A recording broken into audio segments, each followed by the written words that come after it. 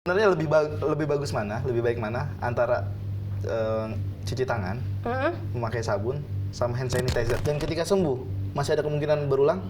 Ketika sembuh untuk terkena reinfeksi bisa. Kira-kira yang bagus untuk berjemur jamnya jam berapa, Dok? Tetap di bawah jam.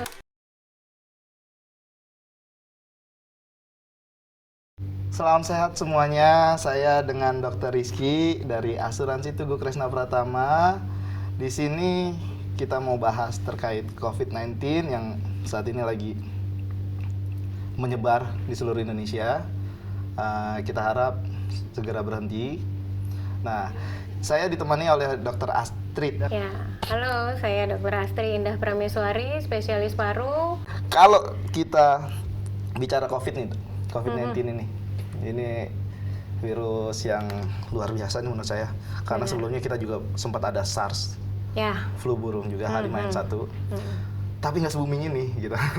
Apa yang ada di pikiran dokter nih terkait COVID-19? Satu ya, virusnya nih gampang sekali menular ya. Memang sih kan sama berbahayanya seperti SARS ya. Toh nama virusnya juga SARS-CoV-2. Iya.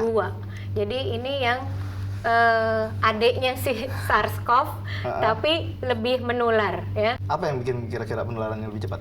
Ya tentu saja baik dropletnya tentu ya gitu. Nah itu kan karena droplet itu berupa kontak.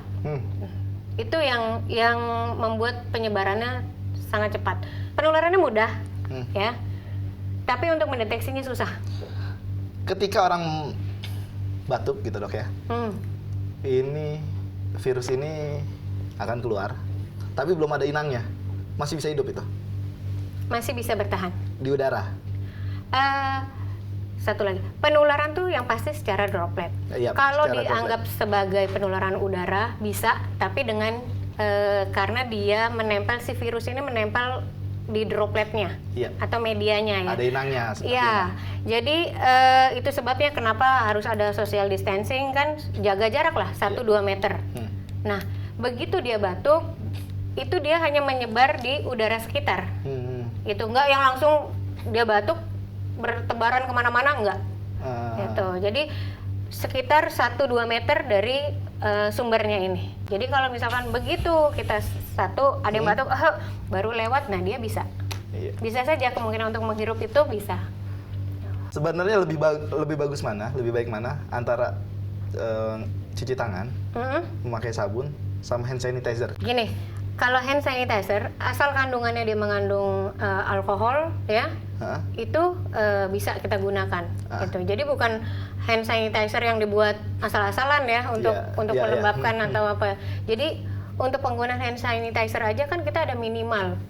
Pencuciannya aja untuk 20 detik. Iya, betul. Gitu ya. Oh, gitu. Dan kalau untuk cuci tangan di bawah air mengalir dengan sabun 30 detik. Iya. Nah, itu dijalankan harus dengan baik gitu. Jadi cuci tangan juga bukan yang hanya asal-asalan terus udah beres. Itu enggak gitu. Tapi harus 30 detik. Ada standar khusus nggak sih untuk berapa persen minimal alkohol yang ada di sanitizer yang paling baik? Setidaknya mengandung cukup alkohol 60 ke atas tuh bagus. Ada nggak gejala-gejala lain yang bisa kita detect dari hari pertama, kedua, ketiga? Gejalanya biasanya sih kalau untuk yang mengarah ke COVID ya pasti batuk atau nyeri tenggorokan. Nyeri tenggorokan. Atau kadang pilek. Pilek juga bisa dengan berkurangnya daya penciuman, ya. Itu juga bisa. Oke. Gitu. Untuk sesak? Untuk sesak biasanya kalau sudah mulai berlanjut ada batuk jadi sesak itu bisa. Diikutin sesak. Iya. Artinya yang paling mendasar banget adalah batuk kering ya? Ya batuk aja. Batuk aja. Karena nggak tentu juga. Ada yang memang kecenderungan memang lebih banyak batuk kering. Tapi ternyata kalau dia sifatnya batuk kering tapi terus ditunggangi dengan penyakit yang lain, kadang-kadang batuknya berubah jadi batuk berdahak itu bisa. Oh gitu. Jadi artinya batuk yang berulang-ulang, kemudian disertai sama flu ya? Flu. Cuma ya memang balik lagi ke kesadaran diri kita masing-masing. Begitu kita punya penyakit, batuk atau nyeri tenggorokan atau pilek, Anda beresiko untuk menularkan orang-orang di sekitar Anda. Itu. Jadi paling tetap kan anjurannya Anda sakit, Anda pakai masker atau Anda berdiam diri di rumah. Bahkan tempo hari saya pernah ngeliat nih, Dok, ada memang orang yang udah protek banget, udah protek dirinya dia pakai masker, dia punya hand sanitizer yang kadar alkoholnya di atas 60%. Artinya dia cukup hygiene lah gitu. Tapi pada saat finishingnya artinya pada saat dia copot masker itu berpotensi juga dok, karena dia megang di tengahnya nih, tengahnya. Benar. Nah makanya kalau bisa memang kalau buat teman-teman yang pakai masker, ketika copot itu kalau bisa jangan megang tengahnya. Fungsinya masker nih sebenarnya dia menyaring juga kan ya. Iya, Jadi betul. begitu kita kecipratan nih sial-sialnya, Iya. ibaratnya dia tertampung di depannya. Betul. Begitu pegang depannya, ini udah kena lagi nih di tangan gitu. Jadi tetap harus prosedur membuka masker tuh dari samping. Dari samping. Dari talinya dulu, Iya. udah terus dibuang ya. Cuci tangan, balik lagi. Yang celakanya gini dok, budaya kita, masyarakat Indonesia nih, sejauh ini, mereka itu nggak mau berobat kalau belum parah.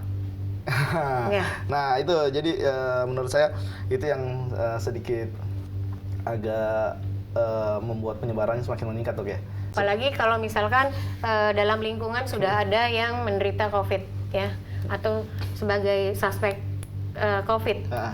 Nah, kalau seperti itu, gini dokter sendiri dalam menangani pasien-pasien COVID ini,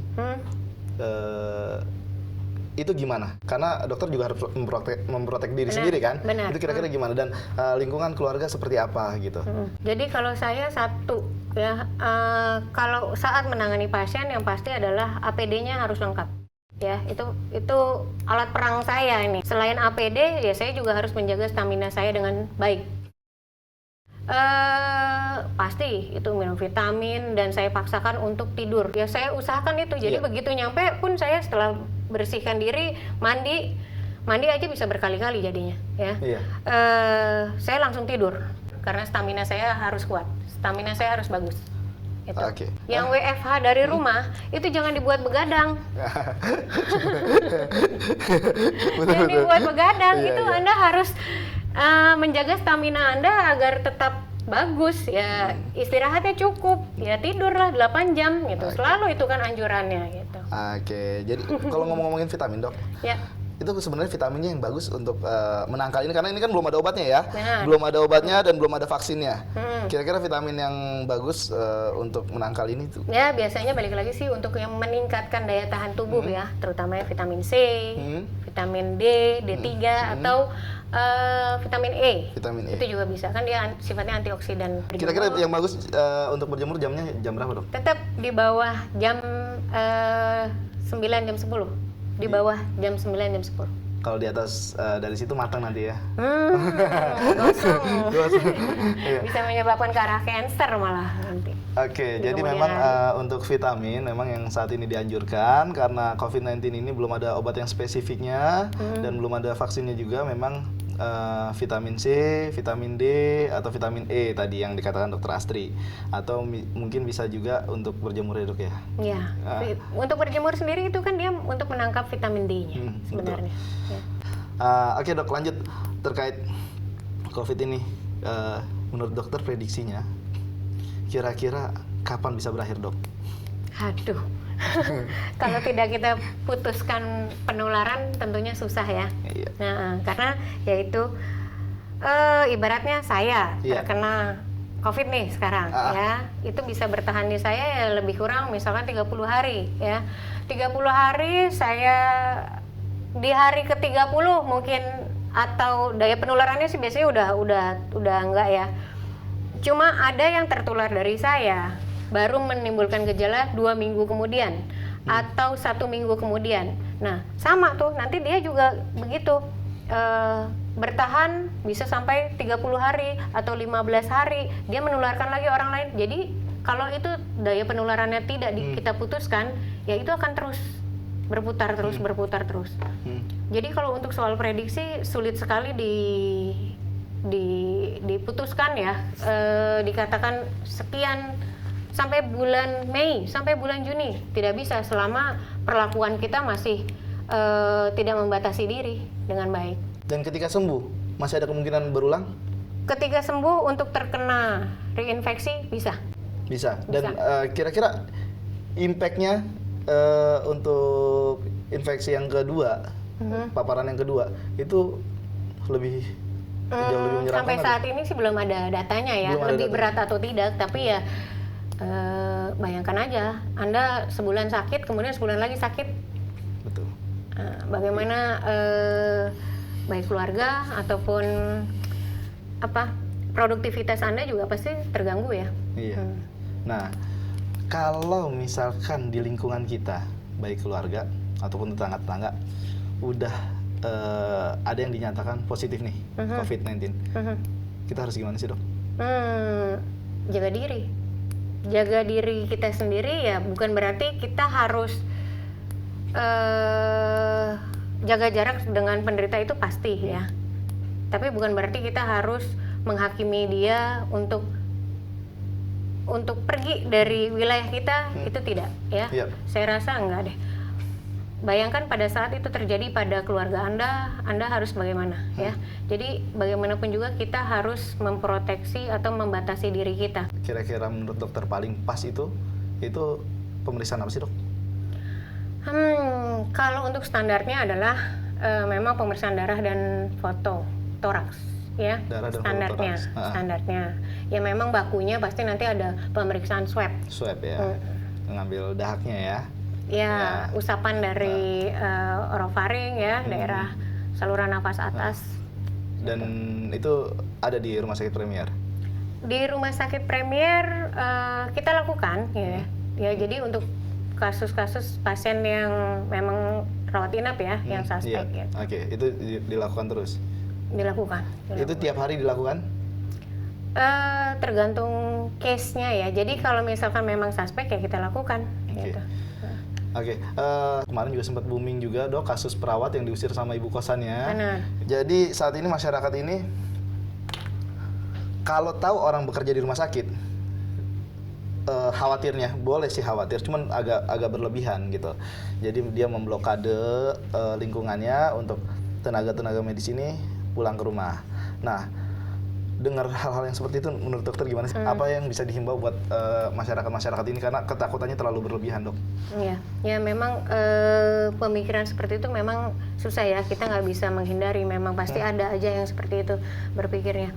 Memang tidak adil menghakimi seperti itu. Saya di posisi seperti itu pun saya juga sebenarnya ada loh, kita juga ingin mengisolasikan diri kita ya.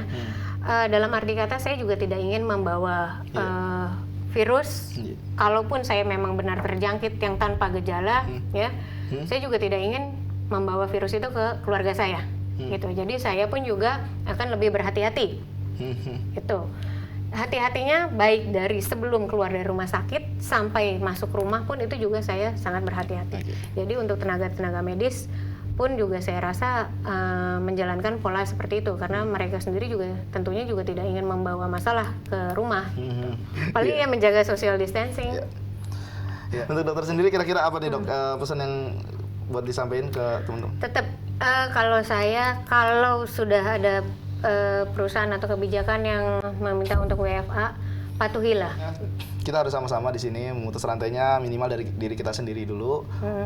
Kalau kita nggak peduli sama diri kita sendiri, setidaknya kita peduli sama keluarga kita. Ada orang tua, ada istri, ada suami atau anak-anak di rumah yang itu akan berpotensi loh kita tularkan gitu.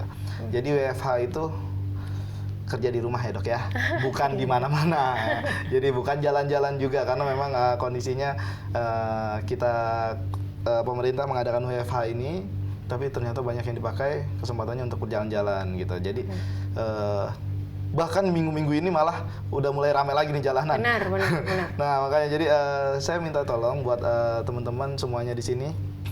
Sekali lagi saya nggak bosan-bosan, tolong putus rantai COVID-19 ini. Oke, sebelum saya akhiri, mungkin saya dengan Dr. Rizky dan saya ditemani oleh dokter. Saya Dr. Astri Indra Prameswari, spesialis paru. Ya, kita ucapkan terima kasih banyak buat teman-teman semua. Tetap sehat ya.